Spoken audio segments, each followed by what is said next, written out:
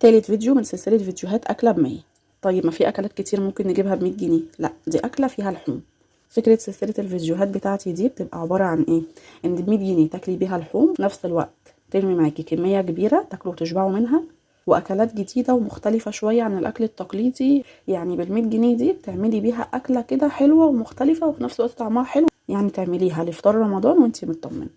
تمام كده، يلا بينا نسمي الله ونشوف الفيديو مع بعض. هتجيبي اول حاجة كيلو طماطم. جيبي كيلو طماطم ب5 جنيه، ونص كيلو بطاطس ب5 جنيه، ونص فلفل ب5، ونص كيلو بصل ب5، وكيلو مكرونة مش ب5 لا 30 جنيه. كيلو مكرونة ب30 جنيه اي نوع انت عايزاه. وهتجيبي ربع كيلو سجق. السجق ب200 جنيه، يبقى الربع كيلو ب50 جنيه. طيب هتعملي اكل ايه بحيث ان ربع السجق ده يكفي معاكوا وتاكلوا وتشبعوا؟ بصي، اول حاجه خالص هتعملي مكرونه بالصلصه. تمام كده، ادي المكرونه وادي الطماطم بتاعتك، بس هتشيلي طماطميه واحده كبيره كده على جنب وهقولك هنعمل بيها ايه دلوقتي. يبقى اول حاجه هتعملي مكرونه بصلصه. تعملي ايه جنب المكرونه بصلصه؟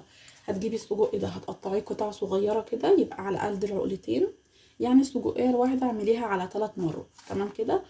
وهتقطعي بصلتين كبار، وهتقطعي فلفلتين برضو كبار، نص كيلو البطاطس قطع صغيره، وتحطي طماطميه الكبيره اللي شلناها على جنب معاهم تقطعيها برضو مكعبات، وتحطيهم كلهم على السجق في صينيه، وتحطي عليهم ملح وفلفل اسود وتقلبيهم كلهم في بعض وتدخليهم الفرن.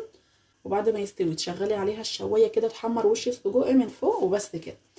او تحطيها على النار بربع كوبايه ميه وتسيبيها تغلي غلوتين كده على النار من فوق وتغطي، وبعدين تطفي عليها وتدخليها الفرن تتحمر كده من على الوش.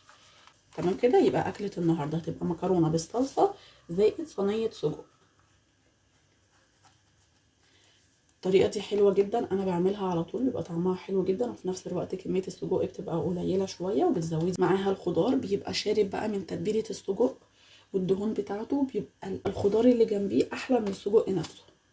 في نفس الوقت هتغمسوها بالعيش. لو مش عايزين تاكلوا مكرونه ممكن توفري تمن المكرونه ده ليوم تاني، وتعملي صينيه السجق دي وتغمسيها بالعيش جنب مخلل، وخلاص على كده.